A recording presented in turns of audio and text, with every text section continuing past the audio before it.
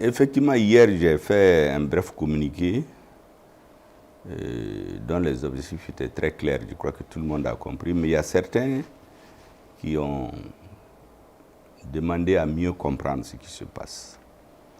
Parce qu'il y a eu beaucoup de communiqués, mais c'est juste des communiqués à caractère politique pour soutenir l'État malien. D'autres se sont tus. Je voudrais expliquer davantage que les relations entre le Mali et l'Algérie, l'Algérie et les pays de l'AES, pour mieux l'appréhender, il faut convoquer l'histoire, la géopolitique, la politique, la stratégie et un peu de géographie. En réalité, quand vous convoquez l'histoire, au moment de la pénétration coloniale, dans les années 1890, quand vous regardez au moment où les colons ont pénétré notre territoire, ils se sont opposés à une farouche opposition de l'ensemble des groupes ethniques. Les Bamana, les Sénoufos, les Peuls, les Songhoués, les Touaregs, les Arabes. Mais là-dedans, il y a une ethnie, il y a les localités de Kidal. Les Français, comme leur politique s'est toujours divisée pour régner, ont fait une convention avec eux pour dire que c'est la convention du 15 septembre 1907.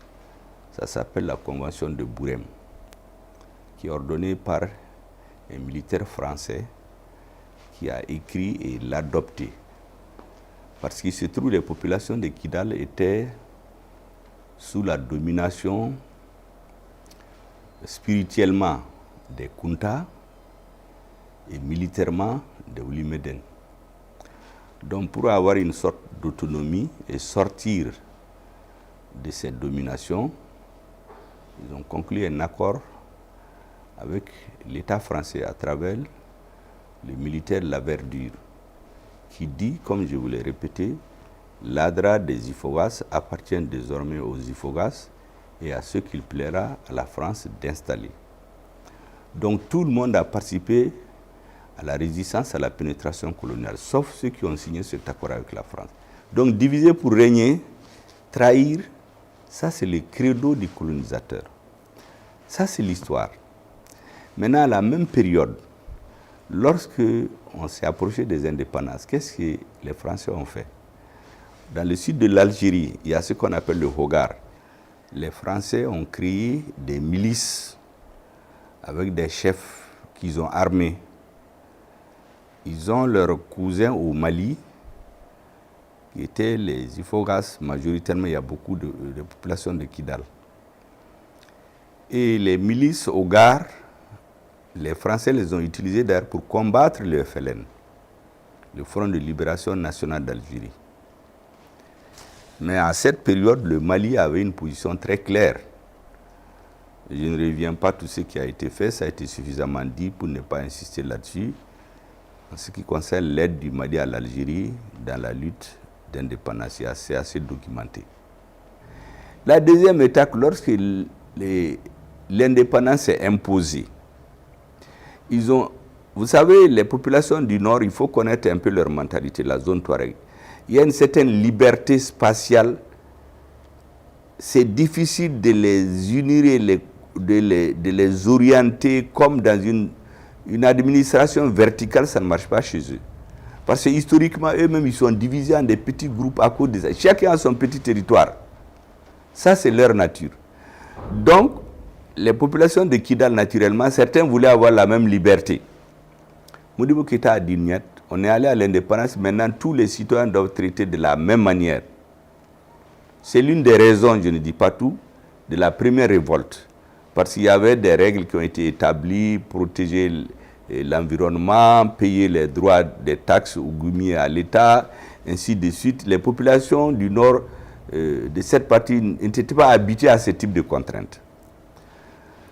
Mais il y a le feu que le colonisateur a mis là-dedans. On voulait faire une révolte, donc la première sécession est partie, l'ont soutenue en douce. Le président Modibo Keïta avec l'armée malienne ont pris leurs responsabilités. Je ne reviens pas à tout ce qui s'est passé. ont pris les responsabilités, on a rétabli la paix. Mais beaucoup oublient que cette paix-là, elle a été obtenue grâce au soutien de l'Algérie et du Maroc. Parce que les chefs de la rébellion à Kidal,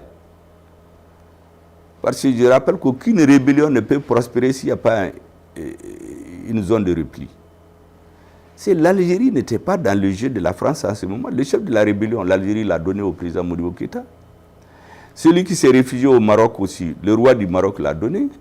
Et l'armée a fait son travail et on a mis fin à une première rébellion. D'ailleurs, lorsque le régime a changé, des engagements ont été pris face au gouvernement malien dirigé par Moussa Traoré pour dire qu'il n'y aura plus de rébellion au nord.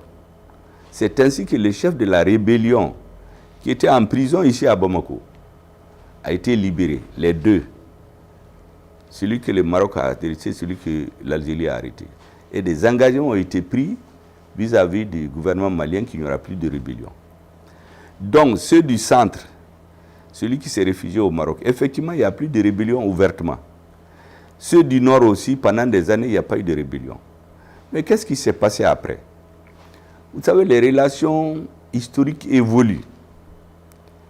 Le nord du Mali, pour ceux qui lisent les écrits des premiers administrateurs de la République du Mali, notamment le gouverneur de Gao, Bakara Diallo, ses premières missions dans le nord, c'était très clairement écrit que le nord regorge d'énormes richesses, que pendant des années encore, l'État malien va administrer le nord à perte. Parce que l'ensemble des impôts collectés dans cette partie ne permet même pas de payer les salaires. Donc c'est le Sud qui a subventionné l'administration au nord. Mais le Mali sait que dans l'histoire, dans le temps, le nord regorge d'énormes ressources. En fait, qu'est-ce qui s'est passé maintenant? Lorsque les ressources naturelles ont commencé à être utilisées par certains États, on est allé vers les années 1990, 89, 91. Au moment où la France préparait une nouvelle division du Mali, ils se sont appuyés exactement sur une partie des populations du Nord qui avaient émigré dans les années 70 avec la grande sécheresse en Libye pour fomenter une nouvelle rébellion. Bien sûr, vous savez, dès que les problèmes ethniques ou religieux arrivent, les gens soutiennent. En tout cas, l'État a pu maîtriser en sa façon cette rébellion. La preuve, c'est qu'au coup d'État du 26 mars, tous les leaders de la rébellion étaient à Bamako. Ils n'étaient pas dans la nature parce que quand on a signé les accords de Tamaracet, qui ont été adoptés, beaucoup racontent qu'on a dégarni le nord, ce n'est pas vrai du tout. Au moment où l'armée voulait occuper le nord, il a multiplié les postes militaires. Mais lorsque la situation a été maîtrisée, dans les accords de Tamaracet, c'est écrit qu'une partie de ces postes seront libérés. Mais les postes essentiels qui étaient là n'ont jamais été libérés. Donc ceux qui disent au Mali qu'on a dégarni le nord, c'est du faux. Ils racontent ça à ceux qui ne comprennent pas. Donc, je dis bien, quand les accords de Tamaracet ont été signés, il y a une sorte d'accalmie. Et tous les dirigeants de la rébellion, y compris Yad Agali, ils étaient à Bamako le 26 mars pour négocier comment établir la paix définitivement. Bon, vous avez suivi le reste, il y a eu des événements, après il y a eu beaucoup de discours démagogiques, on a dit que la rébellion c'était une composante du mouvement démocratique, les rebelles étaient même des démocrates en armes, bon, en oubliant que le premier acte du mouvement d'indépendance de 1989, le mouvement populaire de Lazare, c'était un acte terroriste. Ils sont allés à Tindermen, le chef d'arrondissement il a été égorgé, son épouse a été égorgée, qui était enceinte, les gardes ont été égorgés, les prisonniers ont été égorgés. Donc des actes terroristes. Donc la rébellion a commencé chez nous par des actes terroristes. Bon, il s'est trouvé au Mali, des gens pour la démagogie en politique disent que bon, c'est des démocrates en armes, ainsi de suite. Je ne suis pas sur ça.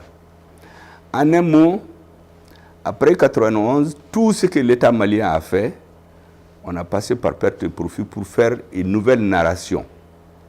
Et la rébellion a pris naturellement. Finalement, on a signé le pacte national du 12 avril, où on est venu nous dire que les rebelles, leur nombre à intégrer, c'était 3600. Alors qu'en 1991, sur la table du président, on a dit qu'ils étaient 250. Je passe sur tout ça. Maintenant, dans les années 90, vous savez que les objectifs stratégiques des États changent. Les gouvernements algériens, c'était devenu de plus en plus clair pour ceux qui analysent que dans le jeu, dans le grand échiquier, le grand jeu qui se faisait au nord, ils avaient une main là-dedans. Et les dirigeants pensaient que, en distribuant par exemple les blocs pétroliers, en donnant certains blocs à l'Algérie, ça va calmer les choses. Mais ils n'ont rien compris. Quand les gens ont une conviction, la corruption, là, le fait de donner des facilités aux gens, c'est purement temporaire. On a donné des blocs au Mali, au Niger aussi on en a donné. Mais en réalité, quand vous faites une analyse stratégique, le gouvernement algérien n'avait pas intérêt à les exploiter. Il voulait prendre ces blocs-là juste pour les garder, pour plusieurs décennies après. Mais continuer à avoir une influence dans la sous-région. Ce qui fait que maintenant les populations de Kidal, pratiquement la plupart ont des passeports algériens, sont devenus des amis de l'Algérie. Parce qu'en réalité, c'est les mêmes populations. C'est comme au sud du Mali. Le sud du Mali et le nord de la Côte d'Ivoire, c'est les mêmes personnes. Donc le sud de l'Algérie et le nord du Mali, c'est à peu près les mêmes personnes. Donc on a fait cet amalgame-là pour des intérêts géopolitiques et géostratégiques. Sinon, pendant la rébellion, les Maliens qui étaient immigrés là-bas, mais ils étaient traités comme des immigrés. En un mot, il y avait des intérêts et des objectifs géostratégiques de l'Algérie qui étaient différents du discours ambiant qui était livré. Et au sein de l'Union africaine, vous savez que l'Algérie est considérée comme un leader à cause de ses positions nationalistes. Mais qu'est-ce qu'on a remarqué au fur et à mesure? Le gouvernement algérien souffle le chaud et le froid. Pendant qu'il y a un discours lénifiant pour endormir les autorités maliennes, les analystes comprennent que tous les mouvements de rébellion, l'État algérien avait sa main là-dedans. Ça s'est apparu au grand jour, au fur et à mesure que l'État malien prenait ses responsabilités, prenait l'intégrité du territoire comme une donnée permanente de sa politique. Donc, vous aurez remarqué qu'au début de la transition, l'Algérie a apparu comme un soutien de l'État malien. Moi, je l'ai expérimenté quand je suis venu de New York le 25 septembre 2021. Le président algérien a dépêché son ministre des Affaires étrangères, spécialement par avion, venir au Mali et de l'aéroport, venir dans mon bureau me féliciter pour avoir eu le courage de dénoncer le double jeu de la France. On s'est dit beaucoup de choses. C'est ce jour-là d'ailleurs qu'on a sorti la fameuse phrase que l'Afrique est le berceau de l'humanité et l'Afrique sera le tombeau du colonialisme. Il est reparti, on était tous très ravis. Mais au-dessus de ces discours-là, en dessous en réalité, il y avait des jeux que nous comprenions. Parce que lorsque la France a influencé la CEDEAO pour nous imposer un agenda de transition, mais l'Algérie s'est associée à eux indirectement en partant à l'OIA, à l'Union africaine, nous fixer un agenda de 16 mois. Comme si nous, on veut quitter la vassalisation de la France pour rentrer dans la vassalisation de l'Algérie. Nous avons dit que ce n'est pas comme ça qu'on travaille entre frères. Et depuis, les relations n'ont cessé de se dégrader. Parce qu'on a refusé la vassalisation. Dans mes discours, vous entendez souvent, je dis, le Mali n'acceptera jamais d'être un vassal de quelqu'un. En ce moment, en réalité, c'était ce discours-là que je tenais, c'est pour que nos frères algériens comprennent. Parce que moi, je considère encore, et pour toujours d'ailleurs, que l'Algérie, c'est un pays frère. La météo politique, les intérêts qui se jouent là, ça va et ça revient. Et regardez les problèmes entre l'Algérie et la France. Tout le monde voit. Il n'y a pas longtemps, ils étaient chiens et chats. Et l'autre jour, il y a une délégation française qui avait en Algérie. Et c'est les embrassades, ils s'entendent surtout. Mais quand vous regardez au fond, tout ce sur quoi ils se sont entendus, les relations, les visas, les citoyens, mais on n'avait pas besoin de se bagarrer pour ça. Mais ce qu'il y a de nouveau, c'est l'accord stratégique sur la sécurité au Sahel. C'est ce que beaucoup ne voient pas. Sinon, l'écrivain franco-algérien qui est arrêté, mais ils n'ont pas pu l'aller avec lui. Or, c'était ça l'objet de la bagarre. Quand il a donné une interview dans la presse de droite française pour dire que le sud de l'Algérie, historiquement, ça appartenait au Maroc, ça, je crois que c'était... Ça, c'est mon avis d'homme politique. Je crois que c'est une maladresse. Ce n'était pas la peine de dire ça. Au moment où on est dans cette guerre géopolitique, c'est une façon de fragiliser l'Algérie. Mais on ne dit pas ça aux gens. On dit seulement qu'il y a un penseur, un écrivain qui a été arrêté à cause de ses opinions, alors qu'en réalité, c'est une prise de position aujourd'hui contre l'Algérie. Bon, ce monsieur-là, les Français n'ont pas obtenu sa libération. Or, c'est ce qui était à la base de la brouille. Mais ils ne l'ont pas eu. Mais ils ont conclu un accord géostratégique avec l'Algérie sur la sécurité au Sahel. C'est tout ce qu'il y a de nouveau. Sinon, tout le reste, là, les visas, les ceci, c'est ça.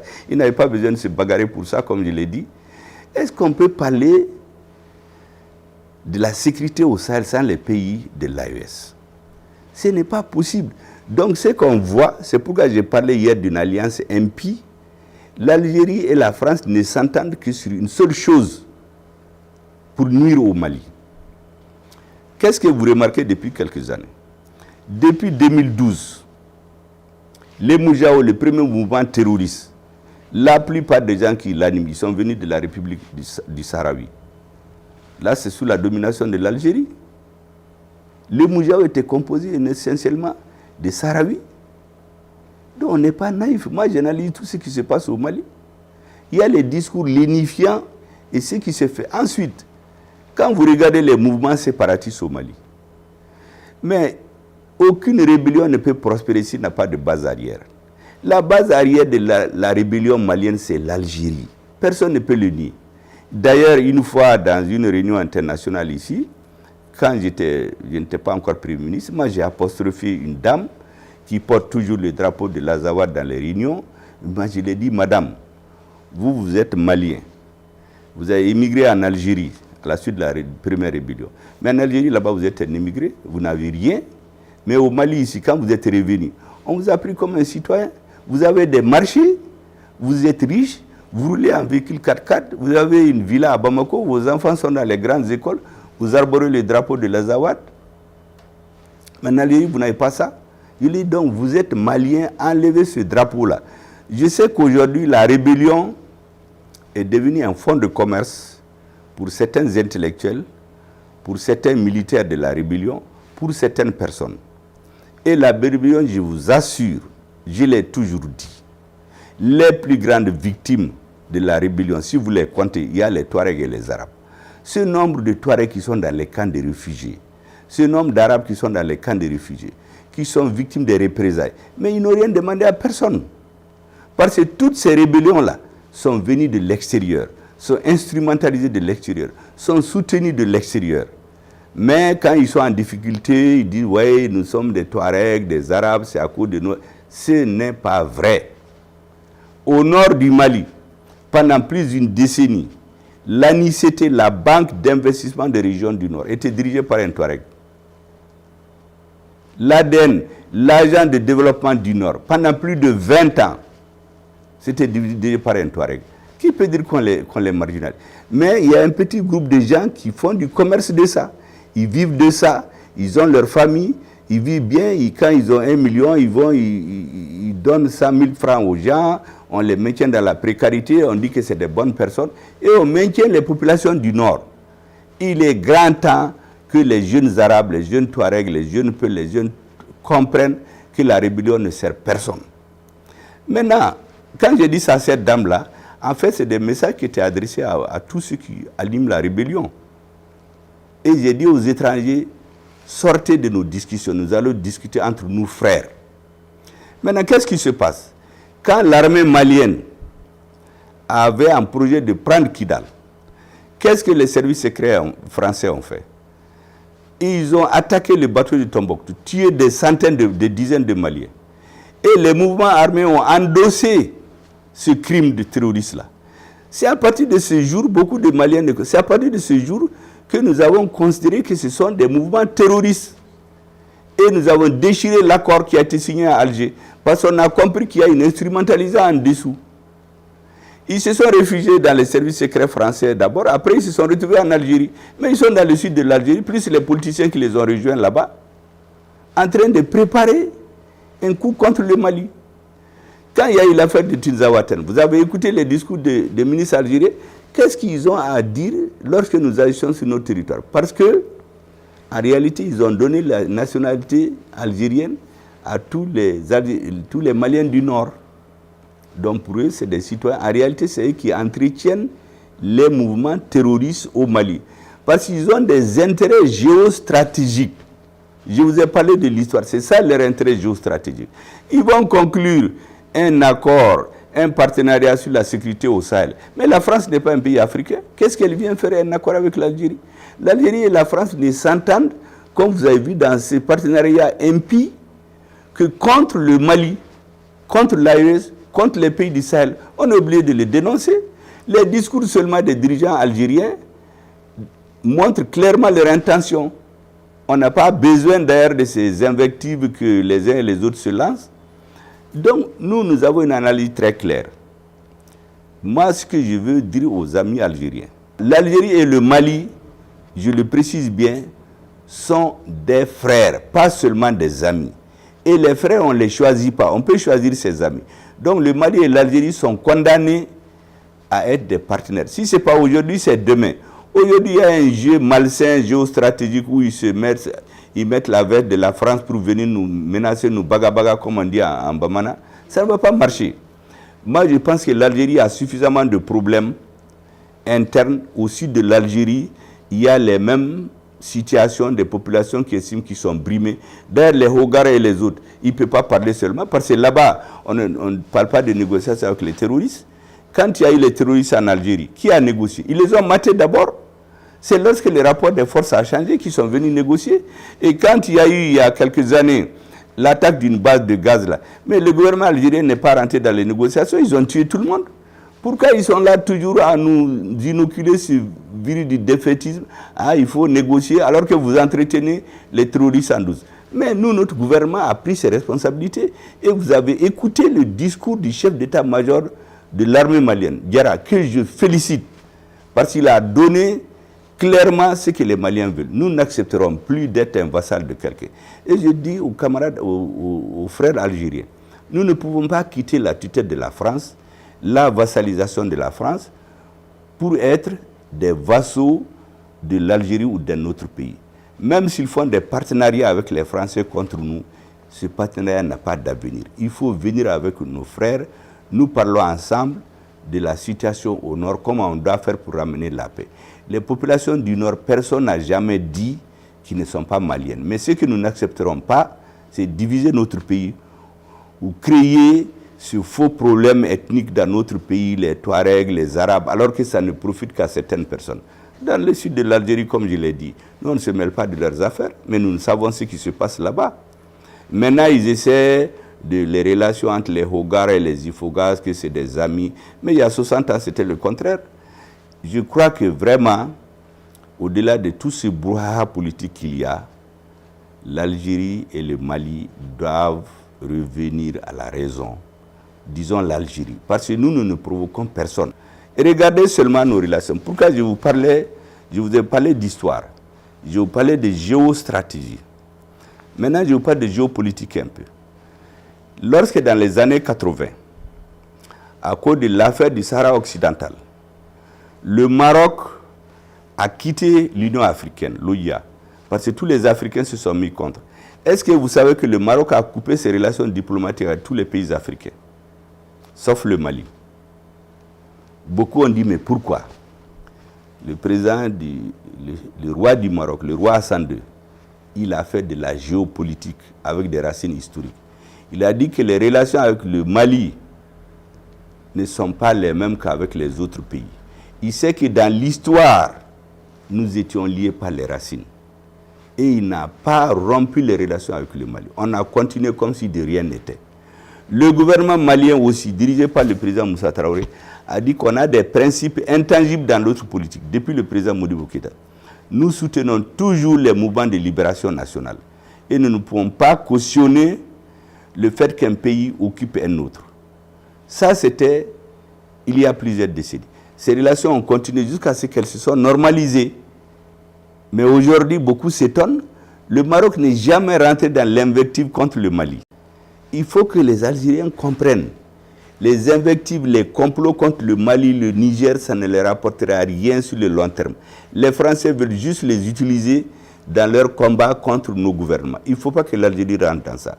Ils ont suffisamment de problèmes et leur avenir, c'est en Afrique et non dans des alliances bidons avec des hommes politiques à mal de popularité qui sont rejetés dans leur pays mais qui viennent chez eux pour avoir une crédibilité et se faire accepter dans leur population. Il faut qu'ils sortent de ça. Ensuite, les pays du Sahel aujourd'hui, nous sommes des frères, c'est ce qu'on a compris. Le Mali, le Burkina et le Niger, nous sommes des frères. Nous sommes ensemble. Le jeu de prendre des blocs pétroliers dans les pays et les garder pour plusieurs décennies, ils l'ont fait au Niger aussi. Le gouvernement nigérien, avec une vigilance que je salue, leur a donné un délai, il les exploite ou il annule. Le Mali est en train d'encore d'hésiter, le gouvernement nigérien, lui, l'a tranché.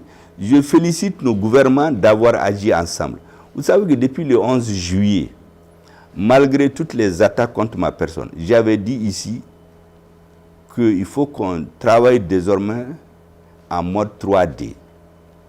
On a les défenses communes, aujourd'hui c'est réglé, les diplomaties communes et les questions économiques de développement commun. En ce moment, beaucoup se sont mis à m'insulter au Mali, y compris des gens qui disaient qu'ils soutenaient la transition. Aujourd'hui, la vérité s'est imposée, Dieu merci. C'est pour cela que quand on est sûr de la vérité, là, il ne faut pas changer suivant la météo. Le temps va nous donner raison. Voilà ce que je voulais dire pour conclure. Il faut que le gouvernement algérien revienne à des fondamentaux géographiques, historiques. Le Mali et l'Algérie ne peuvent pas rentrer dans des conflits. C'est comme des frères qui se bagarrent. Je pense qu'ils doivent discuter avec l'État malien et parler à ces mouvements terroristes. Il faut sortir du terrorisme. Les Algériens pensent que tant qu'il y a le terrorisme dans le nord du Mali, ils vont avoir la paix chez eux. C'est un peu ça la théorie. Tout ce qui ne va pas, on les pousse parce que les premiers mouvements terroristes, si vous vous appelez, c'est ceux qui ont été coincés dans le sud de l'Algérie, on les a poussés dans le nord du Mali. Il faut qu'ils quittent cette logique-là. Discuter avec nous. Il n'y a rien qui peut être négociable. Le Mali a dit la souveraineté du Mali, l'intégrité du territoire, la forme laïque de l'État. Tout le reste est négociable. On n'a pas de problème.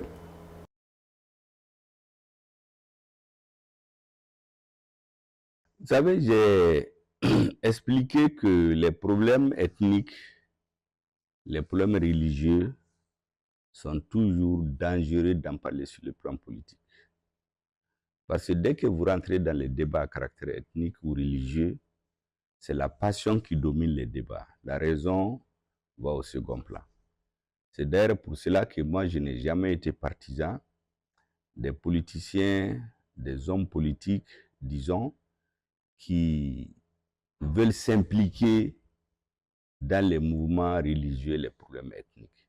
Quand on est un homme politique, il faut se mettre en marge et laisser les gens travailler. Parce que qu'est-ce qu'on a remarqué? La plupart des mouvements religieux, des mouvements ethniques, quand vous regardez leur fonctionnement, les principaux dirigeants les utilisent en fait pour faire des moyens de pression politique. Je donne l'exemple du Coran. On nous a instrumentalisés en 2013 pour nous amener dans un meeting. C'est sur les lieux qu'on a su que celui qui a orchestré tout ça, il voulait réunir du monde pour Ibeka pour sa campagne. Alors nous-mêmes, on était candidats. Je regarde le dossier, l'affaire d'une association religieuse qui est là. Quand ça a été créé, l'ancien Premier ministre leur a dit clairement que c'est eux qui l'ont créé. C'est l'État qui a créé pour contrôler le monde musulman. En réalité, ça leur a échappé. Vous regardez, ça c'était Irganda. Vous regardez les associations Peul, par exemple. Quand vous regardez au début, il y a une bataille. Vous regardez les dernières élections, pour que quelqu'un prenne la tête. Les associations ethniques religieuses, quand vous voyez la politique les encourager, en fait, ceux qui sont à la tête les utilisent pour leur propre situation. Et il en est ainsi du dossier Peul aujourd'hui. J'ai expliqué que les Peuls, ça je l'ai dit depuis devant le président de l'association Tabital Poulakou. Les Peuls ont certaines caractéristiques qui font qu'ils constituent une proie pour le colonisateur.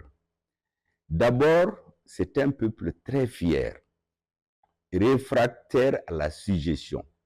Et les Peuls font partie des groupes ethniques qui ont donné du fil à retordre aux colonisateurs.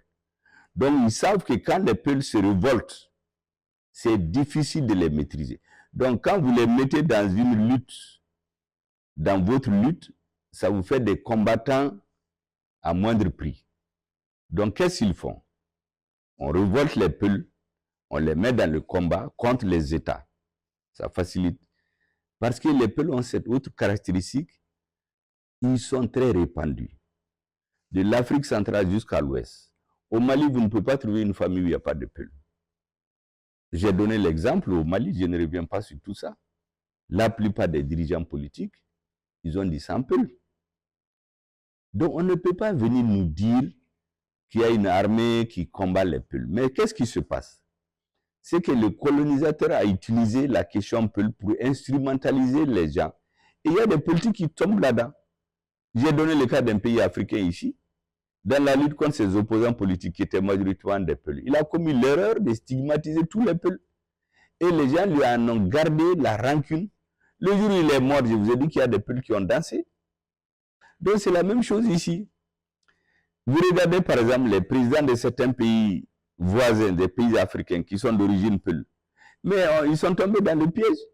Le président français est allé jusque dans un pays africain pour dire, oui, il y a une guerre contre les Peuls. Une guerre ethnique, une épuration ethnique. Or, ce monsieur a dit sa décision parce qu'il a mis la main sur ce qui s'est fait mal. Or, c'est eux qui instrumentalisent ça. Je vous dis que les terroristes comprennent, quand on les interroge, certains n'ont rien à voir avec les terroristes sur le plan doctrinaire ou idéologique. C'est parce que dans cette lutte-là, on a éliminé leurs parents, d'autres sont devenus pauvres, certains veulent se venger, d'autres veulent se marier, ils n'en ont pas, d'autres sont victimes d'un délai de faciès. Au Mali, par exemple, quand vous vous rappelez, dans les années 2015, 2016, les premières victimes du terrorisme, c'était les Peuls. Les chefs traditionnels, les marabouts, on les tuait.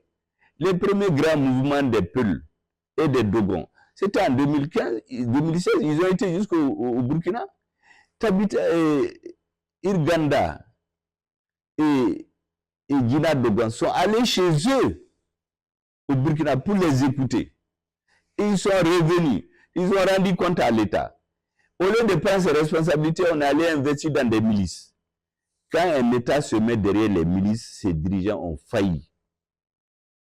Et l'engrenage est venu comme ça. Et vous savez, quand le sang coule une fois, c'est fini. Qu'est-ce qu'ils faisaient? Ils vont tomber sur des hameaux Peul, sur des hameaux Dogon, ils tuent les gens, ils brûlent leurs hameaux, ils courent pour aller se faire semblant de se réfugier chez les Peuls. Les Dogons aussi vont, ils tombent sur les Peuls. Les Peuls viennent tomber sur eux, et puis ça devient un engrenage qu'on ne peut plus arrêter maintenant. Donc j'ai dit au cadre Peul, il faut avoir la tête froide. Ne rentrez pas dans ce jeu.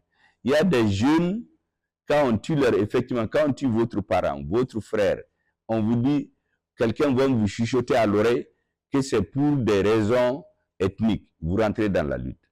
Moi, j'ai des parents qui sont venus me dire qu'on a enlevé leurs proches. Je leur ai posé une série de questions. J'ai dit dans votre zone comment ils vivaient. Après la série de questions que j'ai posées, ils ont laissé tomber les revendications. Parce qu'eux-mêmes, des choses se faisaient chez eux qu'ils ne comprenaient pas. Et ils n'ont retenu que le fait qu'ils les Peuls. J'ai dit de faire attention. Ce qu'on ne peut pas nier, c'est qu'aujourd'hui, ils ont contaminé pratiquement une bonne partie de la classe politique Peul, de la classe purement sociale. Les marabouts, les religieux, les intellectuels, tout le monde est contaminé. Et ça, c'est le jeu des colonisateurs. Et ils ont toujours fait comme ça. Diviser pour régner, chercher des traîtres. Vous savez, quand ils viennent dans les États, quand vous regardez l'histoire, ou même plus récemment, quand ils partaient en Libye, J'ai lu un livre, ils disent que quand ils sont venus dès 2010, ils ont cherché d'abord des traîtres. Des gens qui sont prêts à trahir leur pays pour l'argent, pour les postes ou pour la notoriété. Dès qu'ils les ont eus, c'est avec eux qu'ils ont commencé à travailler. Mais c'est la même technique. Sinon, qui peut m'accuser, moi, de faire un discours anti-Pelé, un discours anti n'importe quel groupe ethnique? Parce que ma conviction philosophiquement, c'est qu'un dirigeant qui se met contre un groupe ethnique, soit-il minoritaire, il ne peut plus diriger, il est disqualifié. À plus forte raison quand vous-même vous êtes de ce groupe ethnique. Moi, je voudrais que mes frères Peul, ils comprennent. On est en train de les utiliser, d'utiliser leurs sentiments. Effectivement, il y a des réactions qui font révolter. Chaque fois que je discute avec certains cadres, souvent les discussions aboutissent bien, d'autres se fâchent. Bon, il faut en tenir compte, ça c'est des états d'âme qu'il faut gérer et avancer. Mais moi, je fais confiance à l'intelligentsia Peul, au cadre Peul et aux populations Peul qui sont l'une des plus instruites. Parce que certains pensent qu'être instruit, c'est parler français. L'islam, là, les plus grands érudits dans notre pays, ce sont les Peul. Donc, je fais confiance à leur analyse. Maintenant, les réactions qu'il y a là, il faut savoir les lire et les comprendre. Voilà ce que je voulais dire. Et ensuite, je voudrais honnêtement, je reviens sur plusieurs fois dans mes discours, qu'on soit enfin vigilant. Ça fait plus de 100 ans qu'on est dans le même système. On vient nous opposer. Quand je suis contre toi, j'oublie que tu diriges un pays. Aujourd'hui, par exemple, à cause des mécontentements d'une partie de la classe politique, il y en a qui souhaitent même que ça s'embrase. Les pays qui sont contre nous essaient toujours d'avoir des gens dans nos pays sur qui s'appuyer. Vous êtes mécontent politiquement, pour telle raison, on vous appelle, on vous chuchote à l'oreille. Ah, c'est toi qui es le meilleur. Si les choses se passent, c'est toi qui vas devenir chef. Et c'est comme ça qu'on a tous les Africains. Et donc, le mécontentement politique qui est réel, qui a des raisons, est récupéré aujourd'hui pour organiser des groupes contre l'État.